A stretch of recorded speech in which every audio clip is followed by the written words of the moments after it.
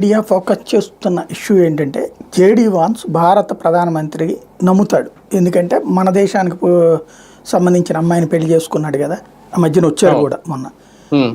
చాలా important intelligence అని ఒక సమాచారాన్ని ఆయనకి చేరవేశారు. కాబట్టి కొంచెం గ్యాప్ కావాలి.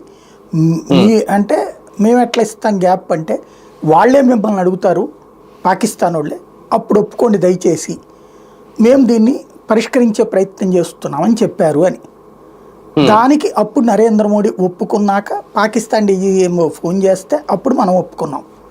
ఇది ఏంటి అక్కడ వచ్చింది అంటే, నిన్న మన త్రివిధ దళాలకు సంబంధించినటువంటి వాళ్ళు ఒక క్లియర్ కాన్సెప్ట్ ఎక్స్ప్లెయిన్ చేశారు ఎక్కడెక్కడ కొట్టారు అన్నట్టు.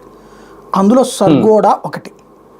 సర్గోడాలో 2 అంశాల మీద అమెరికా అర్జెంటుగా ఇన్వాల్వ్ అయ్యి ఉండాలి. నేను ఇందులో వన్ సైడ్ పోవట్లా.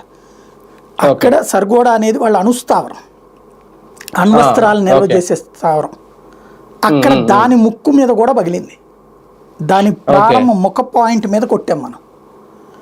దానివల్ల లీక్ ఏదన్నా జరిగిందా అన్నటువంటిది ఒక సందేహం. అది అంతర్జాతీయ అణు నిపుణులు వచ్చి చెక్ చేయాలి. ఆల్రెడీ అమెరికాకి సంబంధించిన ఒక టీం అక్కడికి వచ్చింది కూడా. కాబట్టి అది ఒక కాన్సెప్ట్ అయి ఉండాలి. రెండవది, ఈ సర్గోడా దగ్గరే F-16 యుద్ధ విమానాలు కూడా ఉంటాయి అమెరికావి. ఒకప్పుడు